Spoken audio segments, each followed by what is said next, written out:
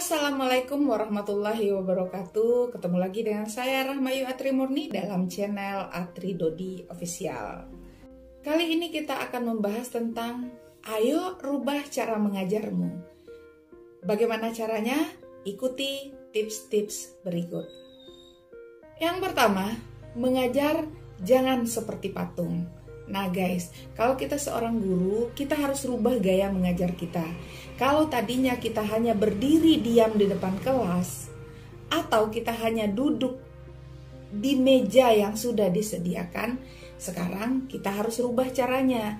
Jadi kita harus berinteraksi langsung dengan siswa, kita harus bergerak ke arah kanan, ke arah kiri, ke arah depan, ke arah belakang. Sehingga sebuah kelas itu mampu kita kuasai secara pergerakan. Nah, dengan demikian siswa akan merasa dia diperhatikan, dia merasa dia dilihat, dia dipantau, dia ditinjau. Sehingga kalau ada siswa yang mungkin saat tadinya kita berdiri seperti patung di depan kelas atau duduk mematung di depan, tadinya mereka ngantuk, dengan kita berjalan menuju ke arah tempat duduknya, itu akan menghilangkan rasa kantuk guys. Yang kedua yang harus kita lakukan, buat mereka merespon perhatian dari kita. Nah, banyak cara, banyak hal yang bisa kita lakukan bagaimana siswa itu mampu merespon kita. Jadi jangan kita terus-terusan yang memberikan sementara umpan balik nggak ada. Jadi bagaimana kita membuat siswa kita merespon apa yang kita sampaikan. Nah, cara ini akan sangat efektif guys, dan ini akan membantu menghidupkan suasana kelas yang tadinya tegang, yang tadinya lesu, yang tadinya tidak nyaman, itu akan merasa nyaman, mereka akan merasa diperhatikan, mereka akan merasa diberi kesempatan untuk berbuat sesuatu. Yang ketiga, lakukan variasi dalam mengajar. Nah, kalau tadinya kita mengajar hanya monoton untuk menyampaikan materi, berharap siswa itu mampu menyerap semua materi yang akan kita sampaikan, ini hal yang sulit juga untuk diterima oleh siswa. Maka lakukan variasi. Nah, variasi seperti apa? Mungkin tadinya siswa mulai terkantuk-kantuk, mulai bosan, mulai melamun. Mungkin kita bisa melakukan seperti contoh membuat yel-yel, atau melakukan ice breaking, atau melakukan kegiatan-kegiatan yang membuat siswa yang tadinya malas, yang tadinya sudah jenuh dengan pembelajaran yang kita berikan, dia kembali tertarik dengan apa yang kita sampaikan. Jadi guru butuh banyak variasi dalam mengajar.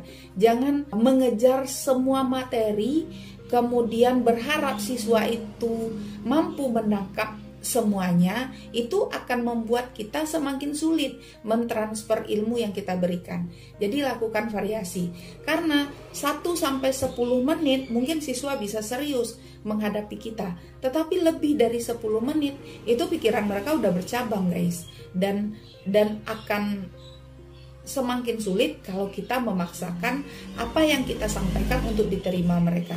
Maka lakukan variasi-variasi di dalam mengajar sehingga siswa kita tidak merasa bosan belajar dengan kita. Yang keempat, berikan mereka perhatian. Beri mereka perhatian guys. Karena siswa itu tidak hanya butuh diberi ilmu, tetapi mereka juga butuh diberi perhatian, butuh diberi support, butuh diberi penguatan. Jadi berikan perhatian kita. Banyak sekali perhatian-perhatian yang bisa kita berikan di saat kita mengajar. Misalkan siswa kita ngantuk, kemudian kita datang menanyakan, kamu kenapa ngantuk sih? Tadi malam tidur nggak? Atau tadi malam sibuk main game aja? Itu adalah bentuk perhatian kecil sehingga rasa kantuk yang dirasakan akan hilang dan dia merasa, si guru ini lagi memperhatikan saya nih. Kemudian mungkin mereka tidak fokus dalam belajar, atau apa yang kita tanyakan, apa yang ingin kita sampaikan tidak bisa lagi nyambung di pikirannya, maka berikan mereka perhatian-perhatian kecil. Dan itu sangatlah penting kita lakukan sehingga kelas yang kita ajar tidak merasa membosankan. Kelima, yang bisa membantu kita dalam mengajar adalah maksimalkan teknologi. Nah, sekarang kan teknologi udah semakin canggih. Bahkan sekolah pun hampir semua siswa, bahkan ada di kelas itu tidak ada yang tidak memiliki. Mereka semua sudah memiliki smartphone. Mereka sudah memiliki handphone canggih. Nah, kita harus manfaatkan teknologi yang sudah ada, mungkin dengan nge-share materi duluan, atau kita menggunakan teknologi yang ada pada kita. Mungkin kita banyak memberikan tontonan-tontonan yang menarik untuk mereka. Kita siapkan media ajar yang sudah kita punyai, fasilitas yang sudah ada dengan kita. Kita memiliki infocus, kita memiliki layar, kita memiliki laptop, maka manfaatkan teknologi yang ada untuk memaksimalkan pembelajaran yang kita laksanakan saat itu. Jadi si guru jangan hanya berpikir bagaimana caranya materi ini selesai, tetapi guru harus berpikir bagaimana caranya siswa memahami materi yang sudah disampaikan. Yang keenam, kita bisa melakukan interaktif. Nah, siswa merasa sangat dihargai kalau dia ditanya. Siswa merasa dirinya diadakan di kelas itu apabila guru mampu memberikan dia pertanyaan yang bisa dijawabnya. Nah, jadi interaktif ini sangatlah penting guys untuk kita lakukan sebagai seorang guru. Jadi jangan informasi dari kita terus. Sekali-sekali informasi itu dari siswa. Atau 50-50 lah ya, 50% informasi dari kita dan informasi juga ada dari siswa. Sehingga secara klasikal itu akan semakin enak, akan semakin menarik, dan akan semakin bagus untuk kita jalankan, sehingga pemahaman terhadap materi yang kita sampaikan akan lebih besar persentasenya tercapai dibanding informasi itu hanya dari kita saja. Biarkan siswa itu mencari informasinya sendiri, kemudian menyampaikan ke kita dengan clue-clue yang sudah kita berikan, dengan pertanyaan-pertanyaan yang sudah kita batasi. Jadi biarkanlah mereka menjawab tantangan yang sudah ada.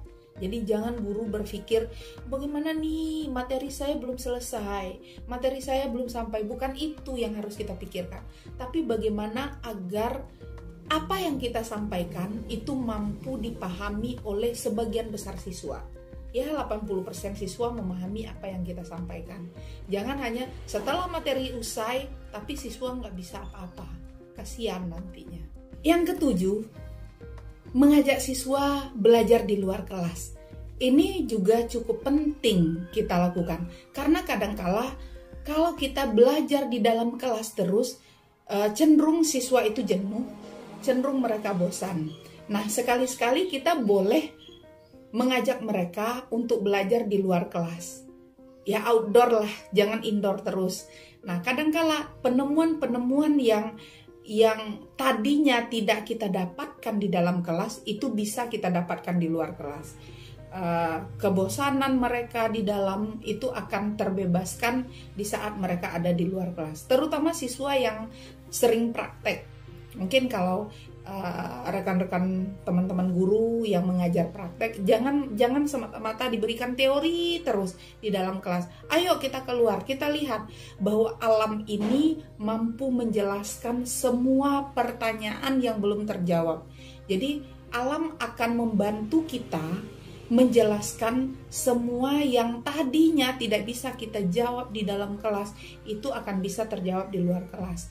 Kemudian pandangan siswa terhadap dunia terbuka, jadi mata, pikiran itu akan lebih sempurna lagi terbukanya kalau di luar kelas, tetapi tetap dengan batas-batasan tertentu. Jangan sampai bablas kalau di luar kelas. Kasih mereka waktu, dikasih mereka clue, kemudian dikasih mereka tempat-tempat yang memang bisa mendukung materi yang kita sampaikan. Tidak bebas-bebas saja, tetapi ada clue-cluenya sehingga kita mampu memaksimalkan materi yang tadinya tidak tersampaikan menjadi lebih banyak tersampaikan dan pemahaman siswa lebih maksimal. Yang kedelapan, siapkan materi dengan animasi. Nah, ini juga cukup membantu kita mengajar dan siswa tidak akan bosan dengan materi yang kita sampaikan. Jadi siapkan materi dengan animasi, dengan PowerPoint yang menarik sehingga siswa merasa, oh ini pelajarannya sangat penting nih. Jadi dikasih tanda-tanda nih untuk animasinya begini. Berarti ini harus mereka ingat, ini harus mereka pelajari, dan ini harus mereka pahami. Nah, guru juga harus punya pikiran lebih panjang lagi agar apa yang dia sampaikan tidak hanya sebatas kewajiban, tetapi transfer ilmu yang dia berikan itu benar-benar dipahami oleh siswa, sehingga siswa yang menerima pun tidak merasa ini adalah sebuah beban. Jadi kita menanamkan pembelajaran yang asik, yang enjoy, yang menarik, yang membuat mereka ketagihan untuk ingin selalu bertemu dengan kita. Yang kesembilan, sebagai seorang guru kita harus lebih sabar dan selalu memberi reward.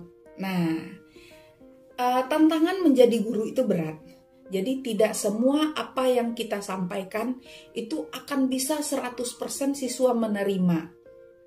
Atau kalau kita memberi waktu 1 jam, itu tidak 1 jam itu maksimal untuk seluruh kelas yang kita ajar atau untuk seluruh anak di dalam kelas yang kita ajar.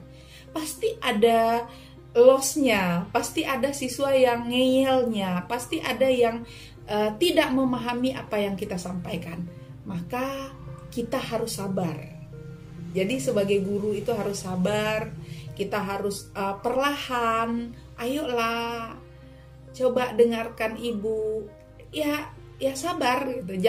Jangan memaksakan kehendak kita. Kalau kamu tidak bisa, berarti kamu sudah tidak bisa gitu. Jangan memvonis, tapi kita harus sabar. Tidak boleh memvonis bahwa siswa ini tidak bisa, siswa ini tidak pandai, itu tidak boleh. Tetapi kita bisa memberi mereka reward. Nah gini, siswa yang dari banyak siswa, pasti ada siswa yang paling hebat, siswa yang pinter, siswa yang unggul. Maka siswa ini harus kita reward. Kita beri pujian, kita beri perhatian lebih. Ya contoh, nggak usah maksimal, nggak usah mahal-mahal reward yang kita berikan.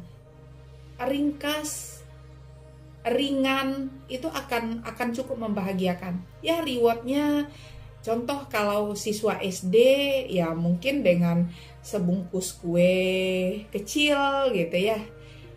Kemudian hadiah apa gitu.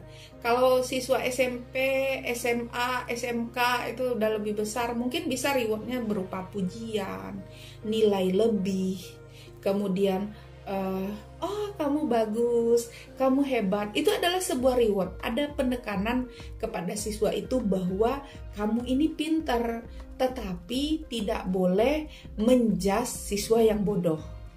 Jadi kita boleh mereward siswa yang pintar, tapi jangan menjudge siswa yang bodoh. Karena kesabaran seorang guru untuk mengajarkan siswa yang tadinya tidak bisa menjadi bisa, itu butuh kesabaran. Ke-10, itu berikanlah closing yang benar. Jadi penutup pelajaran yang benar. Nah, untuk closing ini banyak cara yang bisa dilakukan oleh guru dengan meninggalkan jejak bahwa nanti siswa itu akan mengulang kembali pelajarannya di rumah. Kemudian untuk pertemuan selanjutnya dia bisa mengingat kembali pelajaran masa lalu. Nah, ini butuh closing guys. Jadi Ya dengan cara meninggalkan PR, dengan cara meninggalkan tugas, tetapi penyampaian itu jangan sampai membebankan, menjadi beban berat untuk siswa yang juga banyak sekali mata pelajaran. Jadi penting untuk kita ketahui bahwa di sekolah itu mata pelajarannya banyak, bukan hanya kita. Otomatis akan terjadi tumpukan-tumpukan tugas dari banyak guru kepada satu orang siswa. Maka berikanlah closing yang benar sehingga siswa ini mampu nih nanti akan mengingat, oh iya, saya dengan ibu guru ini memiliki tugas yang seperti ini. Saya akan selesaikan tugas ini sebagai bentuk tanggung jawab saya, bukan sebagai beban. Nah, kalau kita sudah mampu memberikan closing yang benar, maka siswa itu akan selalu mengingat bahwa materi yang kita ajarkan itu adalah penting untuk mereka pelajari lebih serius. Nah guys, itulah 10 tips yang sudah saya sampaikan dalam video ini. Mudah-mudahan bisa bermanfaat. Salam semangat, salam guru hebat, salam guru Indonesia. Wassalamualaikum warahmatullahi wabarakatuh.